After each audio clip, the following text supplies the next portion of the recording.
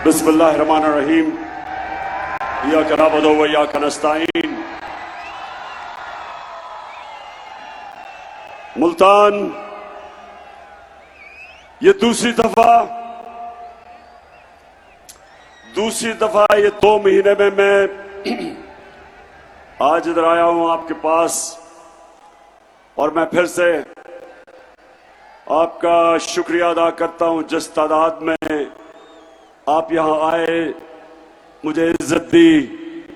आपका बहुत बहुत शुक्रिया। अच्छा मुल्तान, मैं 2 वजह से आया हूं। सबसे पहले आपने मेरी बात बड़ी गौर से सुननी है, और मैं ये अपने नौजवानों को खास तौर पे इस पैगाम को लेकर सारे पाकिस्तान में निकला हूं। पिछले 3 महीने से मैं सारी कौम को इन 2 पैगाम, इनकी समझ, इनकी अहमियत, आपके मुस्तकबिल के लिए मैं अपनी सारी कौम को समझाने की कोशिश कर रहा हूं। सबसे पहले मुल्तान याद रखें,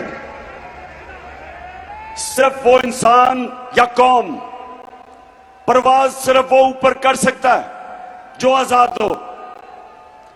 कभी गुलाम ना कभी ऊपर जा सकता, परवाज कर सकता, बड़े काम कर सकता है, ना कौम कर सकती है। इसलिए जब पाकिस्तान बनना था तो सारे हिंदुस्तान के मुसलमानों ने फैसला किया। इल्लामा इकबाल ने जो उनको ख्वाब दिखाई कि मुसलमान एक अजीम कौम बन सकते हैं अगर वो नबी सल्लल्लाहु अलैहि वसल्लम की सुन्नत पे चल के मदीना की रियासत के असूलों के ऊपर पाकिस्तान को कायम करें। और उस वक्त का नारा था कि पाकिस्तान का मतलब क्या, और दूसरा कि मेरा तेरा रिश्ता क्या। और ये भी दो चीजें समझ लें। मेरा रिश्ता बलूचिस्तान के लोगों से, सिंध, पख्तूनख्वा, गिलगित बल्तिस्तान, आजाद कश्मीर, मुख्तलिफ ज़बानें हैं, सखावत मुख्तलिफ है, लेकिन ला इलाहा इल्लल्लाह हम सबको इकट्ठा रखता है। एक नजरिया, एक किबला। इसलिए एक पाकिस्तान बना था कि हम एक आजाद मुल्क में एक अजीम कौम बनेंगे, मदीना की रियासत के असूलों पे।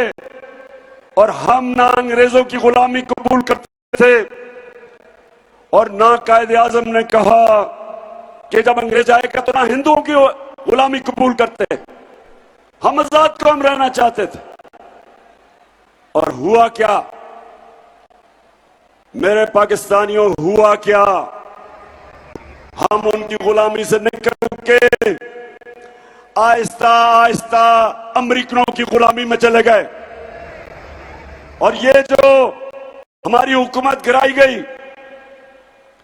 ये अमरीकी साजिश और मुकामी मीर जाफर और मीर सादिक ने मिलकर पाकिस्तान की हुकूमत गिरा के 22 करोड़ पाकिस्तानियों की मुंतखब हुकूमत गिरा के ये चोरों के ऊपर मुसल्लत किया। तो मेरी कौम, मेरे नौजवान, मेरी बहनें और इतनी तादाद में आई हैं, मैं आपको सलाम करता हूं आज, माशाअल्लाह। देखिए, हमें क्यों उन्होंने हुकूमत कराई? वो पाकिस्तान की क़यादत में ऐसे लोग चाहते थे जो उनकी गुलामी करें। हमारा जो लीडर था कायदे आजम मोहम्मद अली जिन्ना, गुलाम हिंदुस्तान में एक आजाद इंसान था। दुनिया इज्जत करती थी कायदे आजम की खुददारी पे। और वो छोड़ के आज जो हमारे ऊपर लोगों को मुसल्लत किया है, जो शहबाज शरीफ इंपोर्टेड प्राइम मिनिस्टर या क्राइम मिनिस्टर, मैं ये चाहता हूं कि सबसे पहले जरा देखें कि मुल्क का वो कौम जो ला इलाहा इल्लल्लाह पे उस पे सारी कौम इकट्ठी हुई थी आज से 75 साल पहले, उसका प्राइम मिनिस्टर क्या कहता है, जरा ये। मैं सऊदी अरब से होके आया हूं, मैं यूएई के होके, अभी मैं तुर्की होके आया हूं, और मैंने उन भाइयों को कहा कि आप हमारे बड़े अजीम भाई हैं, हमेशा आपने हमारी मदद की, और मैंने यही कहा जब मैं आया हूं तो आप समझे, लेकिन मजबूरी है हमारा, जिस तरह माजी में 75 साल में आपने हमारा हाथ बढ़ाया है, कुछ ऐसा आप हाथ बढ़ाओ। मैंने कहा मैं वादा करता हूं कि इंशाअल्लाह हम पूरी कौम हम मिलकर दिन रात मेहनत करेंगे, पसीना कराएंगे, अपने पांव पे खड़े होंगे। अच्छा, अब एक मिनट, अब ये जरा सुने कि 75 साल से आप हमारी मदद करते रहे हैं, हम भीख मांगते रहे हैं, तो मेरे पाकिस्तानियों, और पहले तो फैसला करो कि क्या इसलिए ये मुल्क आजाद हुआ था, इसलिए लाखों लोगों ने कुर्बानियां दी थी कि आज हम इन चोरों के क़यादत के नीचे दुनिया में जलील हो, इसलिए नहीं बना था। हम कभी ना भूलना हम किसकी उम्मत हैं। नबी सल्लल्लाहु अलैहि वसल्लम दुनिया का सबसे अजीम लीडर, हम उसकी उम्मत हैं। और ये लोग जो ऊपर बैठाए हैं हमारे, जरा वो मिनिस्टर का बताएं, जरा वो क्या कह रहा है ख्वाजा आसिफ, ये भी जरा देखें, पहले समझे कि हुआ क्या।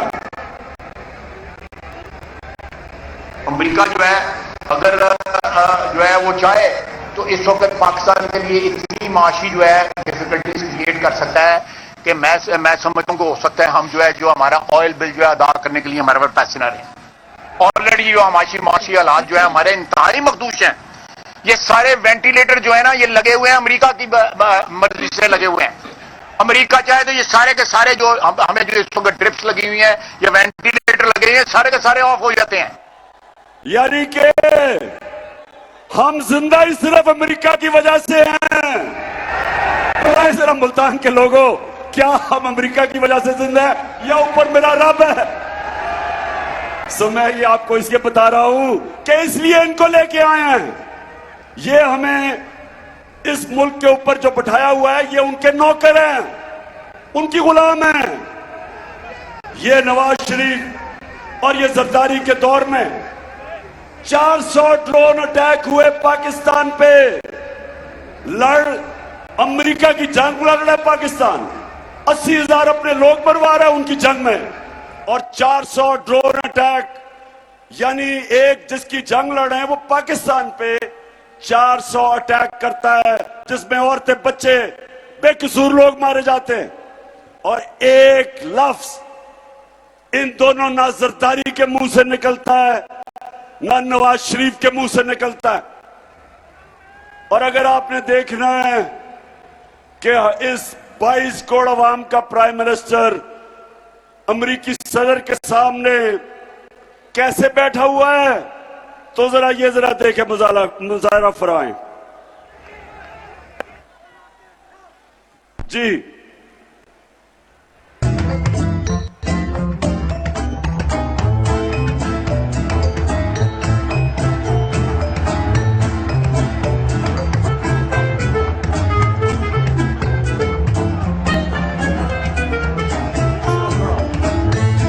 I thank you once again and look forward to welcoming you and Mr. Obama and Mrs. Obama in Pakistan. And Keema and Dal is waiting. अच्छा ये जरा, अच्छा अब ये देखें कि हमारा वजीर आजम अमेरिका के एयरपोर्ट पे उससे क्या हो रहा है, ये जरा देखें। नहीं ओहो, अरे बस बस बस बस, मैं ये सिर्फ आपको इसलिए दिखा रहा हूं पाकिस्तानियों कि मैं आया क्यों मैं आपको जगा रहा हूं कि ये बैठा था Pakistani prime minister American president के साथ और पर्ची से पढ़ के कह रहा था कि मैं तुम्हारा शुक्रिया अदा कर रहा हूं कि कोई गलती ना हो जाए, कहीं वो मेरे पर नाराज ना हो जाए। सो इसलिए अच्छा, शहबाज शरीफ जब से आया है यहां ऐसे लोग बैठे थे जो समझते थे शहबाज शरीफ से ज्यादा अफलातून कोई आया ही नहीं दुनिया में। नादान लोग इश्तिहार देख के 50 अरब रुपए के शहबाज शरीफ ने आपके पैसे से इश्तिहार चलाए और उसके बाद वो नादान भी समझने लगा कि बहुत बड़ा अक्लमंद आदमी था। वो और बात है कि 3 महीने में अल्लाह अल हक है, दूध का दूध पानी का पानी हो गया, सारी कौम को असलियत पता चल गई। जरा आप ये देखें, मुल्क का प्राइम मिनिस्टर शहबाज शरीफ मलिका बरतानिया की सालगिरह है और वो जाता है बरतानिया की एम्बेसी में बरतानिया को सालगिरह करने के लिए, बताने के लिए। और ये जरा तमाशा देखें, केक किसको खिला रहा है? बरतानिया के जो यहां सफीर है उसके मुंह पे केक डाल रहा है। ये फिर से दिखाना उनको, कहना का ये है मेरे पाकिस्तानियों, आपको मैं कह ये रहा हूं कि हम जब तक अपने पैर पे खड़ा होकर खुददार कौम नहीं बनेंगे, जब तक इसमें हमारे में खुददारी नहीं आएगी, हम ऊपर नहीं जा सकते। हम भिखारियों की तरह कभी किसी से पैसे मांगे, कभी किसी से। कौमें वो बढ़ती हैं जो इकट्ठे मिलके कौम कुर्बानी देती है, मिलके कौम हर मुश्किल का सामना करती है। जब 2010 में फ्लड आए और यह मुल्तान के पास मैं खुद आया, या मुजफ्फरगढ़ डूबा हुआ था, जिधर भी दुनिया में पाकिस्तानी थे सबने मिलकर पैसा चलाया, सबने पैसा इकट्ठा किया। किसी इमदाद के बगैर हमारी कौम इतने बड़े सानिया से निकल गई, क्योंकि कौम थी, कौम इकट्ठी हुई। हम 22 करोड़ पाकिस्तानी कुछ भी कर सकते हैं, लेकिन उसके लिए कौम बनना पड़ेगा। इस तरह के हमारे ऊपर चोरों को जो बिठा दिया है, इससे कौम आगे नहीं बढ़ने लगी। इस तरह कौम जब ऊपर चोर बैठ जाएं, कोई कौम से उम्मीद ना रखो कि वो ऊपर जा सकती है, क्योंकि आज तक दुनिया की तारीख में जब तक कौम ऊपर गई है, कौम मिलके कानून की बालादस्ती कायम करके, इंसाफ देके, फलाई रियासत बना के, अवाम का ध्यान रख के, तब कौम ऊपर जाती है। अब मैं आपको जरा एक रेडियो आकाशवाणी, जो पाकिस्तानी रेडियो आकाशवाणी है, झूठों की शहजादी, जरा अब मैं आपको एक स्किट दिखाना चाहता हूं। इंडियन रेडियो, ये जो आपको फैसल ने बताया था 1965 की जंग में इंडिया का एक ऑल इंडिया रेडियो होता था, आकाशवाणी, वो सारा वक्त खबरें दे रहा हो रहा था कि वो लाहौर भी फतह हो गया और पाकिस्तानी फौज हार गई, यानी हर झूठ की खबरें वहां से आती थी। अब हमारी मरियम बीबी हमारी आकाशवाणी बन चुकी है। तो मैं आप जरा पहले बैकग्राउंड दूं। इन्होंने इस मुल्क का पैसा चोरी करके शरीफ खानदान ने, नवाज शरीफ ने, लंदन के सबसे महंगे इलाके में, मेफेयर, मैं लंदन जानता हूं, लंदन सारा यूरोप में सबसे महंगा शहर है, उसके महंगे इलाके में इन्होंने 4 बड़े महल्लात खरीदे। तो मैंने उसकी निशानदेही की। मैंने जब कहा कि देखें ये आपके पास किधर से पैसा आया ये 4 महल खरीदने के, तो जब मैंने ये पूछा तो सबसे पहले शहबाज शरीफ के, अच्छा ये सुने, ये 2012 की है, सुनाए। आपकी 4 अपार्टमेंट्स हैं, उनकी 1 अरब से ज्यादा, 1 अरब रुपए से ज्यादा उनकी कीमत है। अब 4.5 अरब तक पहुंच गई है उनकी कीमत। आपने अपनी जो टैक्स में टोटल आमदनी बताई है 94 में, 1.5 लाख रुपए है। मुझे ये बताएं कि आपने अरबों रुपए की मेफेयर में प्रॉपर्टी खरीदी कैसे? बात ये है कि जिन अरबों रुपए, अच्छा अब ये आए हैं जनाब शहबाज शरीफ के बेटे जो अभी मफरूर हैं, सलमान शहबाज, ये क्या कहता है, ये जरा सुने। 2012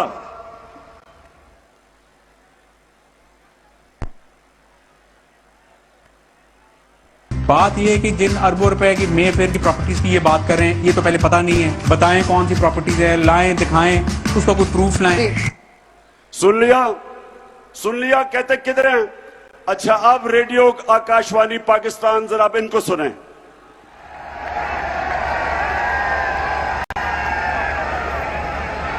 कि इस तरह मुझे लगा कि आप लोगों को बेवकूफ नहीं बना सकते। मेरी सेंट्रल लंदन में प्रॉपर्टीज तो दूर की बात है, मेरी पाकिस्तान में भी कोई प्रॉपर्टी नहीं है। मैं अपने वालिद के साथ है और मुझे समझ नहीं आई कि मेरी और मेरी वालदा की और बहन भाइयों की प्रॉपर्टीज ये कहाँ से निकाल के ले आए हैं। सना ये पहले इसको कोर्ट में तो लेके जाए, जिस तरह का पेपर ये आपके सामने। अच्छा अब कि ये किधर से निकाल के ले आए मेरी भाइयों की और वालदा की प्रॉपर्टीज? अब इनको नहीं पता था मरियम को कि 2 साल के बाद एक इंटरनेशनल बैनुल अक़वामी इंकशाफ होगा जिसको कहते थे पैनामा पेपर्स। दुनिया में जो छुपाए हुए थे, दुनिया के मुल्क में बड़े बड़े वजीरों ने, वजीर आजम ने प्रॉपर्टी छुपाई हुई थी, वो इंकशाफ हो गया, उसको पैनामा पेपर्स कहते थे। जब वो इंकशाफ हुआ तो इनके भाई हुसैन नवाज से जब पूछा गया कि जनाब ये वाकई आपकी प्रॉपर्टीज हैं, मरियम बीबी तो कहती है हमारी कोई लंदन छोड़ो पाकिस्तान में भी प्रॉपर्टी नहीं है। तो आप सुने वो क्या कहता है।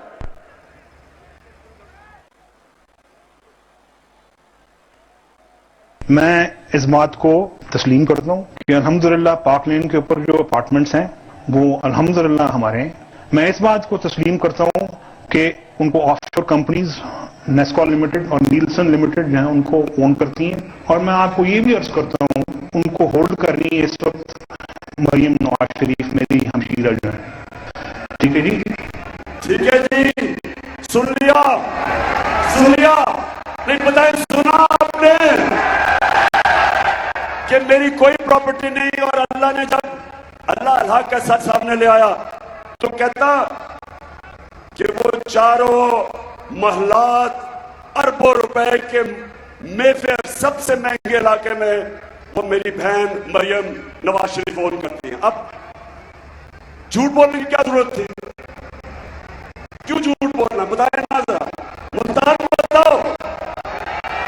क्योंकि चोरी का पैसा था, आपका पैसा था। और ये जो मैं आपके सामने दूसरी, एक खुददार कौम और दूसरा कभी भी जिस कौम के प्राइम मिनिस्टर, उसके वजीर उस मुल्क का पैसा चोरी करते हैं, करप्शन करते हैं, वो मुल्क ऊपर नहीं जाता। करप्शन और चोरी में क्या फर्क है बताए ना मुल्तान के बाहर शऊर लोगों, चोरी और करप्शन में क्या फर्क है? चोरी मसलन कोई जेब कुतरा आ गया, मेरी चीज चोरी कर ली, किसी ने भैंस उठा ली, गाड़ी उठा ली, ये चोरी है। करप्शन होती है जब अवाम का पैसा चोरी होता है। करप्शन का मतलब कि मैंने मोटरवे बनवाना है 50 अरब का, मैं उसकी कीमत बढ़ा देता हूं 70 अरब की, 20 अरब जेब में डाल लेता हूं, इसको करप्शन कहते हैं। कीमत आप अदा करते हैं, पैसा आपका होता है, आपका टैक्स का पैसा जो इकट्ठा करते हैं उसमें से चोरी होती है। यानी इज्तिमाई अवाम का पैसा चोरी जब होता है और हुकूमत में आके वजीर और वजीर आजम और सरकारी नौकर करते हैं तो वो अवाम का पैसा चोरी होता है। वो पैसा आपके स्कूलों पे, अस्पतालों पे, आपको रोजगार देने पे, वो पैसा उस पर लगना चाहिए, वो इनकी जेबों में चला जाता है। और दूसरा नुकसान क्या होता है कि जब बड़ी चोरी होती है अरबों रुपए की, तो वो पैसा बिस्तर के नीचे नहीं रखा जा सकता, वो अगर मुल्क में रखोगे नजर आ जाएगा। लिहाजा वो पैसा मुल्क से बाहर भेजते हैं, दुगना नुकसान करते हैं। जब चोरी करके आप पैसा बाहर भेजते हैं, आपको डॉलर लेने पड़ते हैं, और जब डॉलर आप लेते हैं, डॉलर की कमी होती है, डॉलर की कीमत ऊपर जाती है, रुपया गिरता है, महंगाई आती है, क्योंकि सारी चीजें जो बाहर से आप खरीदते हैं महंगी हो जाती है। सो एक चोरी का नुकसान, दूसरा जब आप मुल्क से बाहर पैसा भेजते हैं। तो मुल्तान, ये जो हमारी जहाद है, ये 26 साल से इन चोरों के खिलाफ मैं जहाद लड़ रहा हूं, 26 साल से। और मेरा सिर्फ मकसद एक है कि जब तक हम इन बड़े बड़े डाकुओं को कानून के नीचे नहीं लेके आएंगे, हमारे मुल्क का मुस्तकबिल कोई नहीं। हम इसी तरह भिखारियों की तरह भीख मांगते फिरेंगे। श्रीलंका में क्या हुआ है? हमारे दो खानदान 32 साल से हुकूमत कर रहे हैं और चोरी कर रहे हैं। श्रीलंका में एक खानदान 20 साल से मुल्क में मुलव्वस था। क्या हुआ श्रीलंका में?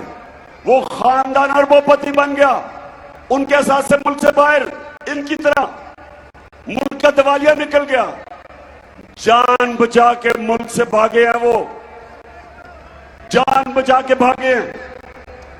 तो पाकिस्तानियों, ये ही यहां हो रहा है, मुल्क को मुश्किल में डाल दिया। IMF के 22 दफा IMF के पास हम गए, और ये तो जमातें 32 साल से इक़्तिदार में थी। तो जो मुल्क मकरूज होता गया, ये अमीर होते गए। कर्जा आपने देना है। आज जो IMF हुक्म करती है कि पेट्रोल की कीमत बढ़ा दो, गैस, बिजली, डीजल, सारी जो आज हुक्म मिलता है मानना पड़ता है आपको, क्योंकि वो कर्जे दे रहे हैं।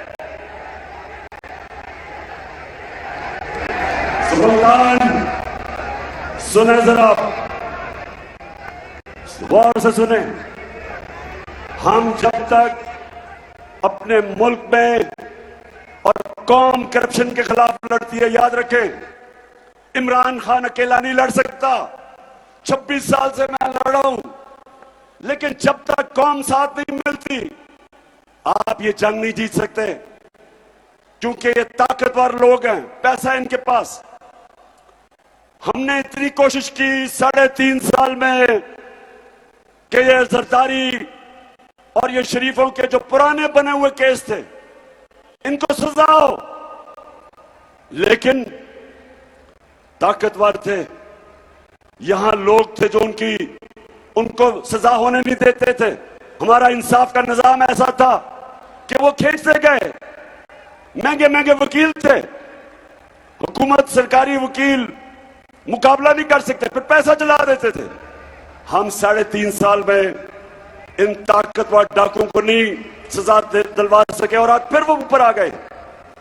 लेकिन ये जो हमारा इलेक्शन आ रहा है इतवार को, ये एक मुल्क के लिए एक फैसला कुन वक्त है।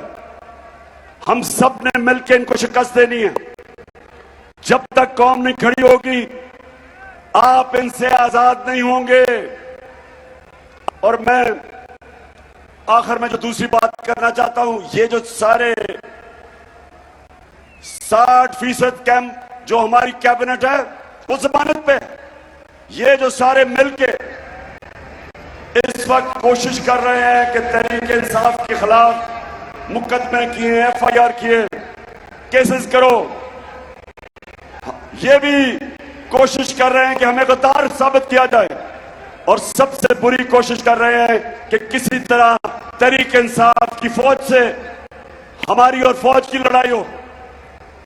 कान खोल के सुन लो, हमारी कभी फौज से लड़ाई नहीं होगी, कि ये हमारी फौज है। ये वो लोग हैं जो हमारे मुहाफिज हैं, हमारी इनसे लड़ाई नहीं होगी, हमारी लड़ाई आपसे होगी।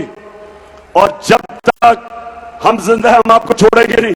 इनकी पूरी कोशिश है, इनकी पूरी कोशिश है, जब ये इक्तदार में नहीं थे कि हमारी फौज को बुरा भला कहा जाए, जब ये पावर में नहीं थे तो जरा सुने कि ये किस तरह की बातें करते थे हमारी फौज एस्टैब्लिशमेंट के खिलाफ। जरा ये सुने।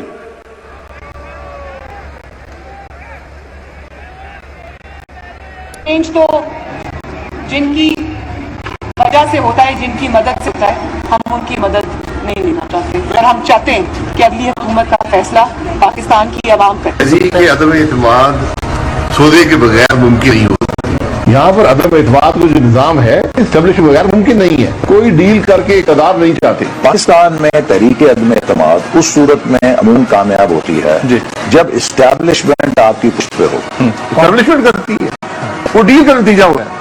जब भी अदम एतमाद से होते हैं तो यकीनन डील करती है। एस्टेब्लिशमेंट के बगैर अदमवादी तहरीक को कामयाब नहीं किया जा सकता, क्योंकि एस्टेब्लिशमेंट भी एक तीसरी कुव्वत के तौर पे या चौथी कुव्वत के तौर पे पार्लियामेंट में यानी मुकर्रम खुद जो है मौजूद है।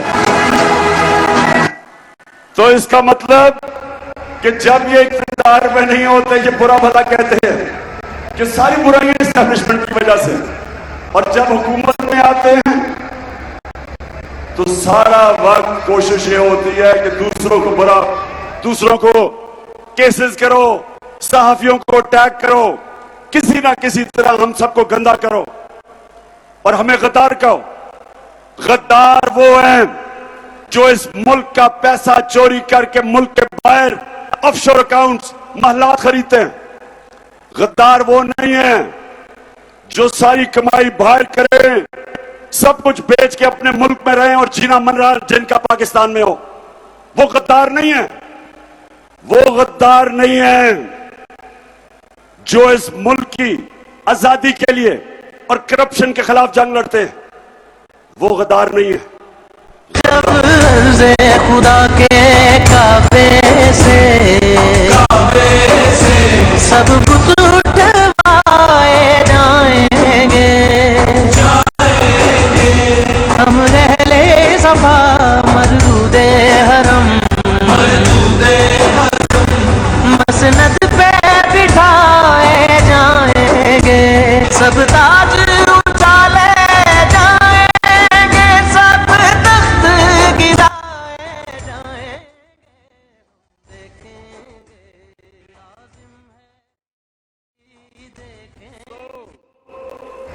मुल्तान आखिर में सुने, हमारी जमात तहरीक इंसाफ वो जमात है जो सारे सूबों के अंदर है। वो जमात जो इस मुल्क को इकट्ठा रख सकती है। इनकी जो जमातें रह गई हैं वो सुकड़ गई हैं, छोटी छोटी जमातें हैं। ये एक मुल्क की वफाकी जमात है और इस वक्त जो हमारे दुश्मन मुल्क को तोड़ना चाहते हैं वो चाहेंगे कि तहरीक इंसाफ कमजोर हो। हिंदुस्तान में खुशियां बनी जब शहबाज शरीफ आया, इसराइल ने खुशी बनाई। मगरबी मीडिया जो मुझे जानता है वहां भी उन्होंने इस्तकबाल किया इस चोर का। लेकिन जिधर जिधर मुसलमान मुल्क थे उनकी मीडिया पढ़े, सबको अफसोस हुआ कि एक 22 करोड़ की मुंतखब की हुई हुकूमत, जिसका वजीर आजम दुनिया में जाके इस्लामोफोबिया की बात करता था और नबी सल्लल्लाहु अलैहि वसल्लम के खिलाफ जो बेहुरमती उनकी करते थे, उनकी शान में गुस्ताखी करते थे, उसकी आवाज उठाता था, यूएन में उठाता था, ओआईसी में उठाता था। मुसलमान दुनिया में लोगों ने अफसोस बनाया, दुश्मन खुश हुए। तो पाकिस्तानी फौज दूसरी चीज है जो मुल्क को इकट्ठा रख सकती है, लेकिन अकेली वो इकट्ठा नहीं रख सकती जब तक कि एक फेडरल, एक पार्टी जो सारे सूबों में मुल्क को यूनाइट करे। तो ये साजिश है कि हमें उनके खिलाफ करें और कोशिश करें कि हमारी जमात टूटे। नुकसान पाकिस्तान का है, फायदा इन चोरों का है। इन चोरों को जिनके पैसे बाहर पड़े और प्रॉपर्टीज बाहर पड़ी है, इनको क्या फर्क पड़ेगा कि पाकिस्तान को अगर नुकसान पहुंचता है? ये जब मुश्किल पड़ती है बाहर भाग जाते हैं। हमारा जीना मरना इस मुल्क में है और अब मैं आखिरी दम तक अपने मुल्क के लिए लड़ूंगा। मैं इन सब का मुकाबला करूंगा और आप सब ने मेरे साथ मिलकर इनका मुकाबला करना है।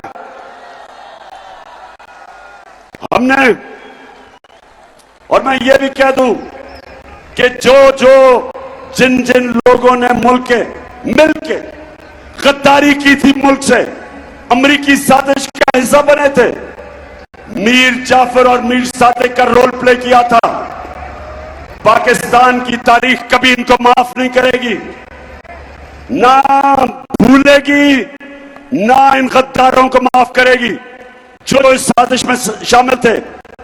और मैं फिर सुप्रीम कोर्ट को कहता हूं कि सदर आरिफ अलवी ने आपको लेटर लिखा है मरासले के ऊपर, जो कि पाकिस्तान एम्बेसडर और जो अमेरिकी डोनाल्ड लू के बीच में बातचीत थी, सुप्रीम कोर्ट को भेजी है, चीफ जस्टिस को। इन्वेस्टिगेट करें, इसको पता चलवाएं कि क्या रोल था, कितनी बड़ी साजिश, कौन कौन मिला हुआ था, अमेरिकन एम्बेसी का क्या काम था कि पाकिस्तानी सियासतदान, हमारे पार्टी के सियासतदानों को अमेरिकन एम्बेसी में बुला के अदम एतमाद का पूछे।